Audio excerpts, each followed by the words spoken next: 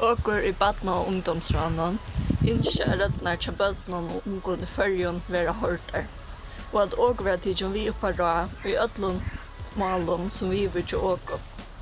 Og til eia kommuner er gjør åker vi. Vi, Barna og ungdomsranet melder til at ungdomsranet vil sette stål i øllum kommunum for at trykke at vi vil tidsen vi i øllum malen som vi kommer åkken. Og at vi vil tidsen vi i tilgångene her avgjør ved tykkene at nå tar skoler eller stålner skulle bygges er vi å være hoyrd. Omframt ungdomsranet skulle kommuner eisen trykke at åkerbøn kunne være vi i politiske fellesskapen og nærmere og studenterraven og kommunale stier.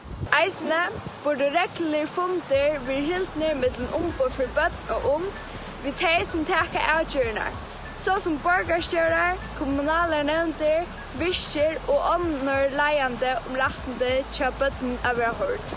Heitan Barna og ungdomsranet.